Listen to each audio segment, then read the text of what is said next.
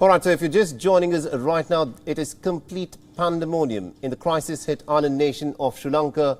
The situation there is said to be extremely critical. Within hours of the curfew being lifted, the protesters who had been seething with anger for several weeks were out on the streets. And this is what was playing out on the streets of Colombo since this morning. And in the latest, what we are getting is that the Sri Lankan Prime Minister Ranil Wickremesinghe has summoned an urgent cabinet meeting. It's also likely to discuss a swift resolution to a potential power vacuum that's been created after the protesters stormed the presidential palace of the President Gotabaya Rajapaksa, who is now said to have fled from his official residence.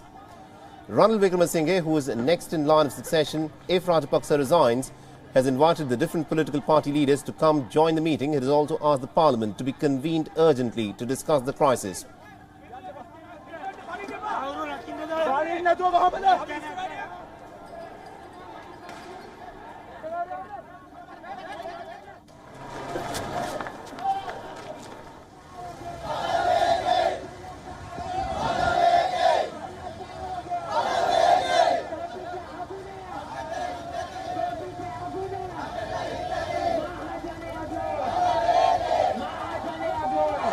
So this is an expression of the anger by the people in Sri Lanka who for several weeks had been seething because of the sharp rise in the price of petrol and diesel and food and other essential commodities.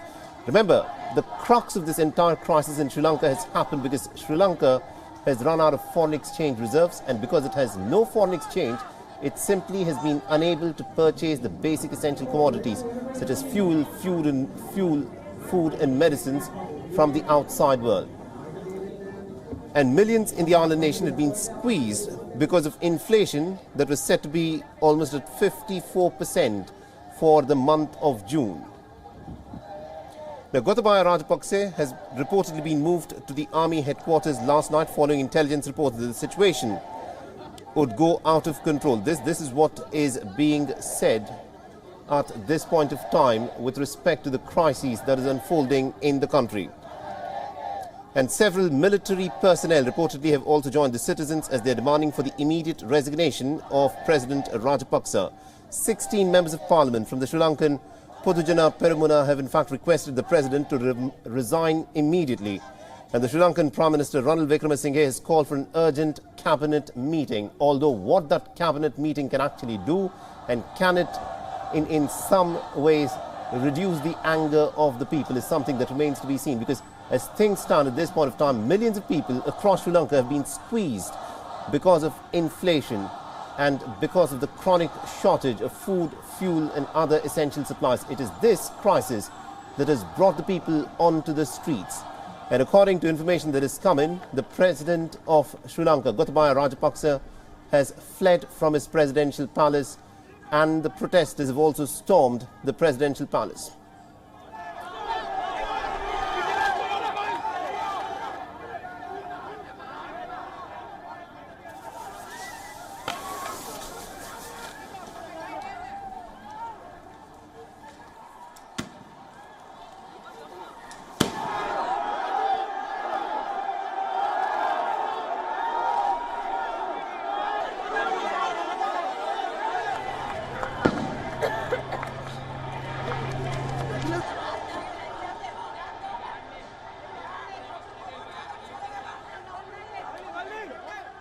And also my colleague Dasani Atauda has been tracking the story very closely for us from Colombo. She's in fact sent us this report. Let's listen in to what Dasani has had to say. Protesters still continue to march towards the presidential secretariat, which is only a few hundred meters away from this specific location. While the sporadic tear gas firing has stopped, 31 individuals have so far sustained injuries at this mass rally, which is set to continue throughout the day today.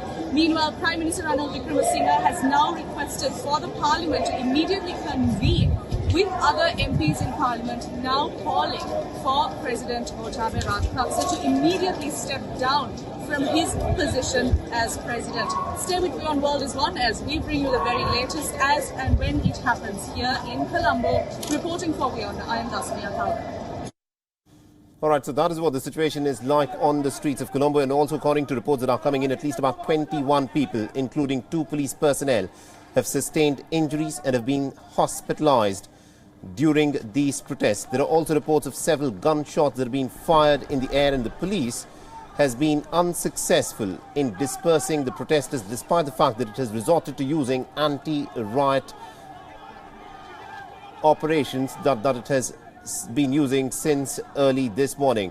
Now, the Prime Minister of Sri Lanka, Ranil Wickremesinghe, has requested for an urgent convening of the cabinet to try and discuss the ways in which the anger of the protesters can in some ways be mollified. But will the protesters agree to any measure that the Prime Minister will have to announce is something that remains to be seen. Because this is a desperate situation that the people of Sri Lanka have been subjected to for several weeks and indeed months. People in Sri Lanka have been battling a chronic shortage of food and fuel and other essential supplies. Sri Lanka, in simple terms, has run out of foreign exchange reserves. It has no money to purchase fuel and food. It has been reliant on aid and other forms of dole that's been extended by countries such as India. But even here, the amount of help that it's been able to get from the international community has been very limited. Sri Lanka, which at one point of time was almost hovering at breaking into a middle-income nation, has been plunged into an unprecedented economic crisis. This is the worst economic crisis that Sri Lanka has been affected by since its independence. And Ranil Wickremesinghe has also requested the Speaker to summon the Parliament. A statement has been issued by the Prime Minister's office, and it remains to be seen as to how all of this, of course, will play out. 2 Defence Ministry sources have said that President Gotabaya Rajapaksa has been removed from his official premises on Friday for his safety ahead of a planned rally that has been taking place since this morning.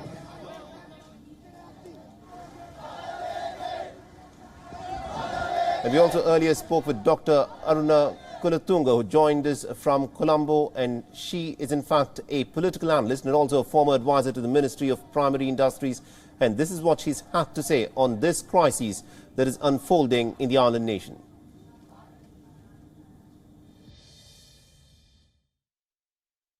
I hope it will be soon, but there's a problem with this whole thing. This is a constitutional situation that is there. What is next? He can give up, and what happens next?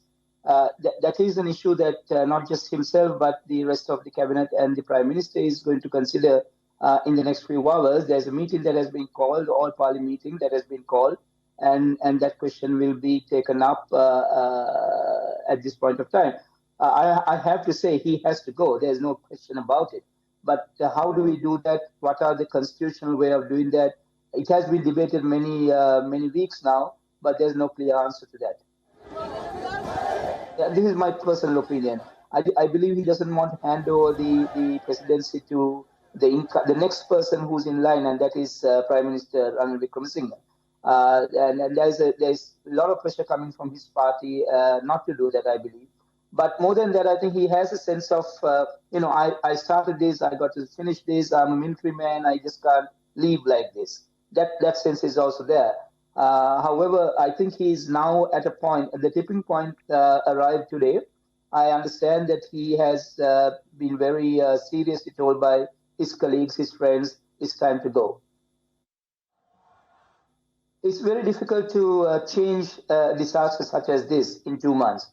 So basically what Ranil Wickremesinghe has done is to rebuild the confidence, especially amongst the international community that has been working with us over a period of time, especially the debtors.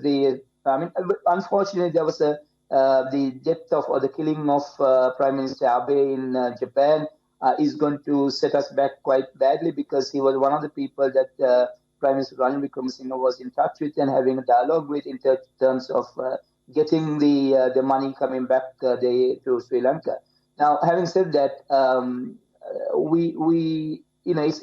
it's something that is not easy to do within 2 months, especially when the government machinery is not working. We don't have fuel.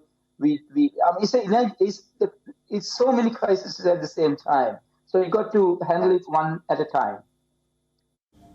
So that was Dr. Aruna Kulatunga there speaking with us just a little while back. And I'm also now joined in by our correspondent, Dasani Athauda, who's out on the streets of Colombo, has been tracking the details very closely for us.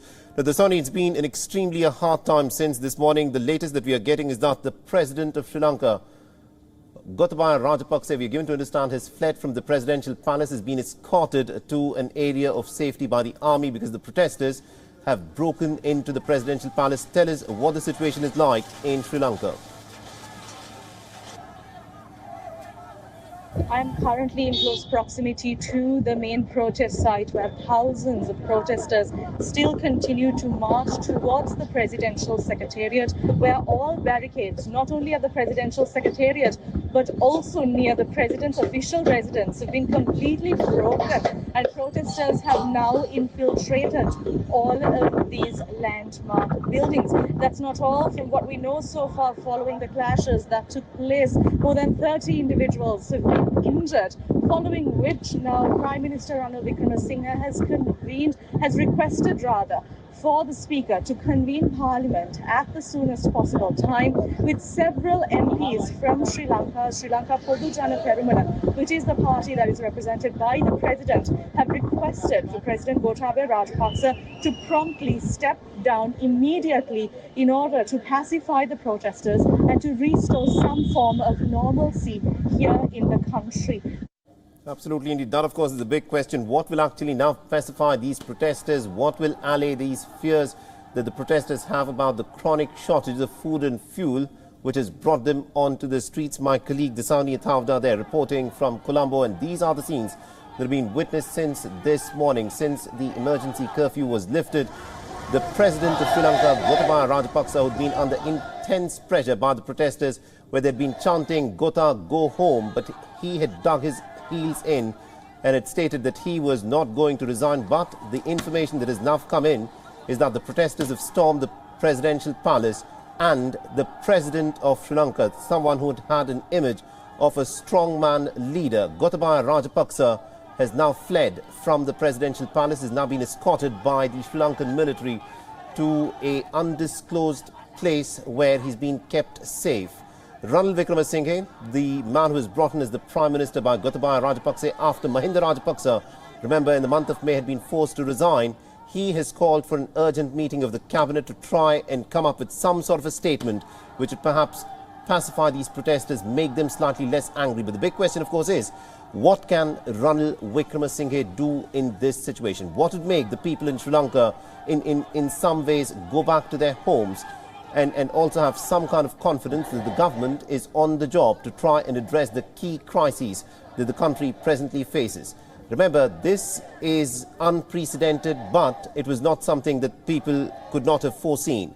On the 9th of May, Mahinda Rajapaksa, the man who had become the Prime Minister of Sri Lanka and who had earlier been the President of Sri Lanka, who had also had this image of being a strongman leader, he had to flee from his residence. His residence was set on fire by the people who were extremely angry. Similar sort of scenes we are witnessing this morning as well, where people are out on the streets.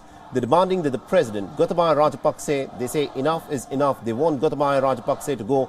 He has still, according to information that has come in, still not resigned, although he's been forced to flee from his presidential palace. But it appears, in terms of how things are playing out, that it will be difficult for Gotabaya Rajapaksa to hold on to the presidential chair for much longer than this, because the people, it appears, have completely lost their faith in the various measures that Gotabaya Rajapaksa had been taking as the president of the country.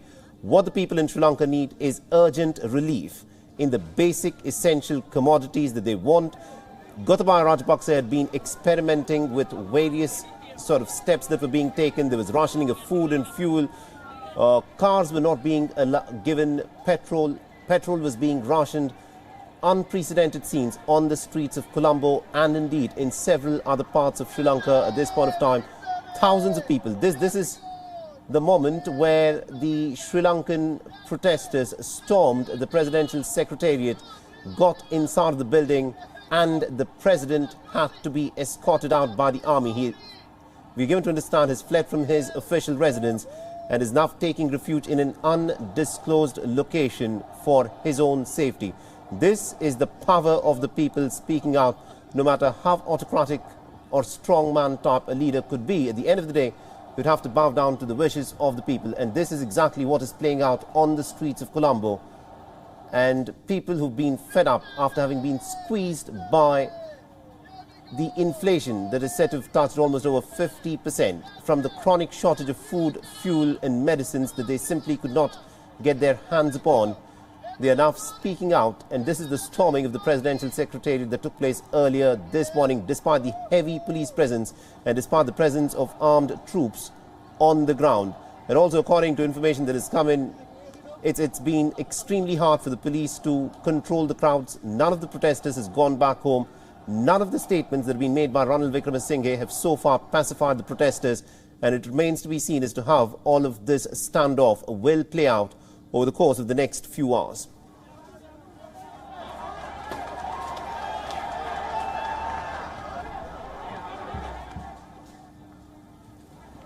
WION is now available in your country. Download the app now and get all the news on the move.